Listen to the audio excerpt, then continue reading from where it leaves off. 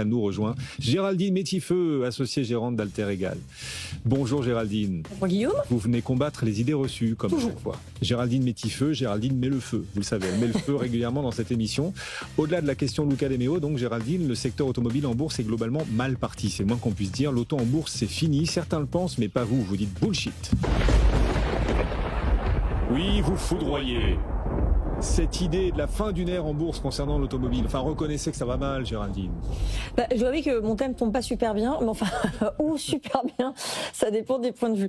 Oui, alors non, en bourse, c'est assez pourri. Enfin, je veux dire, si on prend Stellantis, c'est moins 55. En gros, sur un an, j'ai pas les cours au jour. Mais d'ailleurs, Stellantis surprend plutôt pas mal avec le départ de Luca De Meo, mais moins 27 year to date. C'est moins 20% sur Mercedes et 2% year to date, 2,50 pour Volkswagen, moins 23 sur un an. Globalement, on a quand même un Eurostock 50 qui, pendant le même temps, fait plutôt 10, voire 11% depuis le début de l'année et 7,77 sur un an. Et si on s'arrête sur Renault, c'était quand même moins 14,69 depuis le début de l'année et moins 19 à peu près sur un an. Donc en réalité, on va plutôt considérer que Renault était pas était plutôt assez en avance par rapport à ses petits camarades, oui, notamment européens et Pourquoi vous dites français. que c'est pas fini l'auto en bourse, l'auto européenne en bourse? Pour mille raisons. D'abord parce que l'auto, faut pas le voir uniquement aux chaînes de montage et aux véhicules qu'on va acheter, puisque comme tout Parisien, moi j'ai pas de véhicule à moi-même, mais si c'est vrai, c'est à cause de la région, faut pas le dire non plus. Parce que souvent on me dit après, faut pas le dire. Alors du coup, c'est trop tard après. Ça y est, mais le feu, non mais partons sur un article qui était très récent, qui était, je sais plus, de la semaine dernière, avant le départ de l'ami Luca. C'était sur Renault et sur sa division pour les drones en Ukraine et ainsi de suite. C'est-à-dire que un des principaux, et ça fait longtemps que je le dis, mais un des principaux, on va dire, relais de croissance pour. Merci beaucoup Guillaume, on voit que c'est un métier pour l'automobile, c'est très clairement la défense et on le sait pour Mercedes, on sait bien sûr pour Rolls-Royce et on le sait désormais pour Renault et ça se murmure aussi pour Stellantis. Donc ils savent en fait fabriquer vite et avec des faibles marges. Et c'est clairement ce dont la défense aura besoin. Et or, aujourd'hui, modulo Luca De Meo, l'autre truc hyper important qu'on a en ce moment, c'est un peu les conflits en Ukraine, un peu les conflits au Moyen-Orient. Et qui peut dire qu'on n'a pas besoin de drones, de moteurs, de chars et de bazar et son train? Personne. Et qui est de mieux placé que les chaînes automobiles qui, objectivement, tombent pas à plein en Europe, ont l'espace et les ouvriers pour pouvoir créer cela? Très clairement, c'est l'automobile. À ça, j'ajouterais qu'au-delà de ça, ils savent quand même être dans une évolution industrielle relativement importante, ce qui n'est pas le cas de toutes les industries qui ne savent pas toujours se renouveler. Aujourd'hui, l'automobile, c'est même plus une automobile. Si vous rentrez, alors mettons dans un taxi, si vous êtes parisien, vous rentrez clairement, c'est quasiment un escape game, quoi. Il y a des écrans de partout, tout est possible. On peut connecter son téléphone, on peut recharger ses batteries. Enfin, on peut avoir accès à sa musique et à ses différents, comment dirais-je, abonnements streaming et ainsi de suite.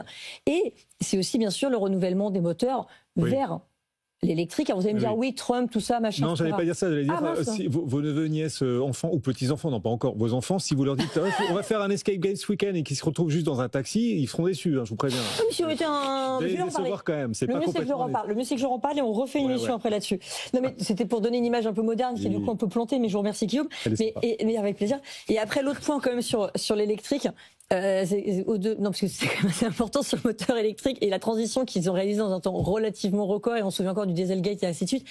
On voit BYD en Chine et en Europe, et on voit toute l'électrification des chaînes de montage qui ont été mises en place sur les 10 dernières années et qui nous amènent vraiment à 2035. Je termine juste sur un point, puis bien sûr, on aura le temps de râler. Julien boude vous interroger là, mais allez-y. Je laisse bouillir encore 5 minutes, et encore, vraiment 2 secondes. Et dès qu'il aura fini de bouillir, je le récupère. Et l'autre point extrêmement important, c'est quand même la valorisation de ces titres, parce que ça fait très longtemps qu'on dit que les titres en bourse sont relativement élevés, notamment en Europe. Et s'il y a bien des trucs qui se payent pas bien cher, genre 5, 7 fois, 8 fois les résultats, à part les bancaires, clairement c'est le secteur auto. Voilà, Julien. Non, mais ça va. Il a l'air cuit, donc je prends tout de suite ça. Oui, ça y est, je suis à point, vous pouvez me sortir du bouillon. Allez, si vous connaissez mes talents de cuisinière. Oui, on n'est pas là. Non, mais en plus, vous avez raison, les banques, elles ont connu un re-rating alors que l'auto, pas vraiment.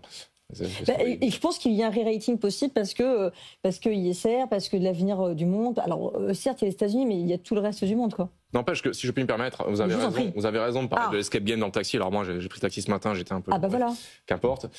Mais le cœur même de la voiture, c'est d'en vendre. Si vous voulez, Stellantis, ils se sont un peu cassés les dents là-dessus au bout d'un moment avec le pricing power, et au bout d'un moment, ils ont été rattrapés par la baisse des volumes. Donc, il faut vendre des voitures. Je suis pas certaine que ce soit la vente précisément. Je pense que c'est tout l'écosystème autour. Parce qu'on peut aussi avoir la vente on va dire au secondaire, mais c'est-à-dire comment ça s'appelle, de l'occasion.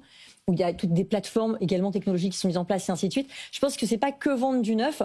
Et après, les loueurs de voitures, s'ils prennent le relais sur la partie électrique, on y sera, quoi. Oui, mais on peut penser que c'est un peu comme Apple. Certes, c'est les services qui vont faire votre croissance, pas tellement le fait que vous vendez des smartphones. Il faut quand même en vendre pour que la base installée augmente et que vous ayez des services. On va pas pour plugger ça, si vous voyez ce que je veux dire. Ouais, mais si je regarde la valorisation d'Apple, je me dis que j'ai encore de la marge sur mon secteur auto. C'est pas le même service, non. Alors, j'entends, mais je prends votre comparaison.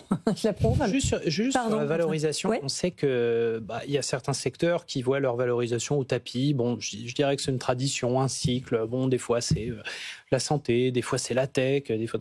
Est-ce que finalement, il ne faut pas s'habituer à être dans un cycle où l'auto, pendant quelques années, va avoir une valorisation très basse et c'est comme ça. D'accord, Antoine, mais ça fait 6 ou 7 ans. Donc, il y a combien vaut-il le cycle? Parce que cycle boursier, il est rarement de 6-7 ans dans l'absolu. Je me base vaguement sur le cycle de vie des produits automobiles. Ça tourne justement autour des 7 ans. Alors, c'est bon. Précisément, du coup, c'est le bon moment. Parce qu'après, l'autre option, c'est de se dire, j'attends le re-rating, j'attends que ce soit cher, et donc je suis comme Madame Michu qui achète toujours trop cher, comme une débile, quoi.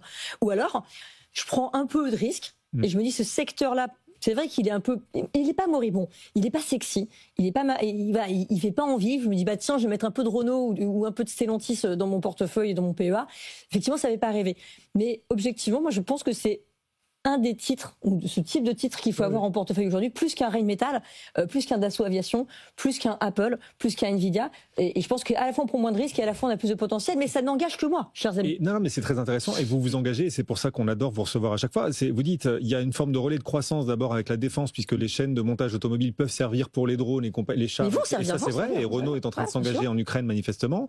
Ce sont, dites-vous, des hubs numériques, désormais les véhicules, on s'y habitue, mais c'est quand même une transformation de l'intérieur est très profonde qui est en train de réaliser l'industrie. Pour rebondir sur ce que je veux dire. Eux, ils vendent la data, c'est-à-dire soit vous opposez à ce que tous vos connexions quand vous montez dans la voiture, soit d'ailleurs vous oubliez, donc en général vous savez même pas que votre concessionnaire, enfin quand l'automobile peut le faire, et globalement ils peuvent récupérer tout ça. Donc c'est assez moderne en fait l'automobile, mine de rien. Ah bah oui. Elle est en train de faire sa révolution silencieusement. Je pense assez silencieusement, mais elle est en marche depuis, si je peux me permettre l'expression, depuis quelques années, peut-être 7-8 ans effectivement. C'est vrai que ça nous ramène à Luca De Meo qui disait. Oui, vous savez, les voitures, c'est des iPhones sur roues. Il l'a dit méga souvent. Après, il faut aussi voir qui fait le software. Hein, mais voilà, c'est juste qu'il a aussi raison. Bon, bref. Les gagnants à identifier là, en ce moment sur le secteur. Alors, ceux qui ont déjà gagné. À BYD. Ouais, mais ça se paye un peu. Alors, c'est pas un PER si gros que ça, parce que ça se paye moins cher qu'un Tesla, par exemple. Ceux en quoi ils ont moins de problèmes, on va dire, réputationnels à date. Ça pourrait changer. Ça se paye 20-25 fois les résultats, donc c'est pas hyper cher. Après, dans les pas chers, on va retrouver du Ford. Qui est plus proche des valorisations qu'on peut avoir en Europe. Mais après, très honnêtement, Stellantis, ils ont eu le gaufrage industriel, le gaufrage de gouvernance et Trump. Je pense que c'est l'occasion de revenir sur... Non, parce qu'ils ont déjà tout connu, les gars, là. Donc, moi, je pense qu'on peut revenir tranquillement pour acheter sa Peugeot ou sa DS. Je pense qu'on peut y aller. Ça va le faire, quoi. C'est pareil sur Renault. Ils se sont pris la guerre en Ukraine, la Russie, deuxième pays. Alors, Renault, ils ont perdu 42% en un an avec la guerre en Ukraine en 22. Je vous le concède volontiers. Après, la différence entre Renault et Stellantis, c'est sans doute quand même la taille, si vous me permettez. Parce que, comme le disait Carlos Ghosn, qui n'a pas que des qualités, bien sûr, mais enfin, là, il était quand même assez factuel. Avec le débouclage d'opérations japonaises, ça redevient quelque chose d'assez franco-français, voire européen. Donc, d'ailleurs, ils regardent des croissances, notamment en Italie ou ailleurs. Donc, ils regardent ce qu'ils peuvent faire pour devenir avec une taille un peu plus importante, parce que malgré tout, la taille vous fait gagner en marge. Donc, mais après, ils avaient quand même beaucoup de boulot.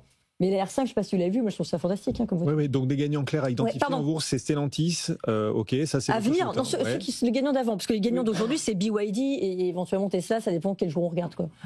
Oui, Tesla c'est variable, il faut avoir le cœur. En gros, vous avez la foi encore dans le secteur automobile, vous dites ils savent construire, les constructeurs, y compris européens, vite, ils savent construire vite avec de faibles marges. Voilà. C'est ce que je trouve, oui. Après, c'est un peu ce que disent les chiffres en même temps. Et donc vous estimez qu'il n'est pas trop tard et que le secteur n'est pas mort. Même si Luca De Meo choisit de quitter Renault, c'est pas un mauvais signe, c'est pas le signe qu'il ne croit pas dans l'avenir. Non, c'est parce qu'il éveille une autre opportunité professionnelle ailleurs et peut-être chez Kering, c'est ce que croit savoir le Figaro. C'est la fin de ce conseil de famille. Merci Géraldine d'être passée nous voir. Géraldine Métifeu met le feu à chaque fois pour Alter Égal. Salut Géraldine, toujours un plaisir.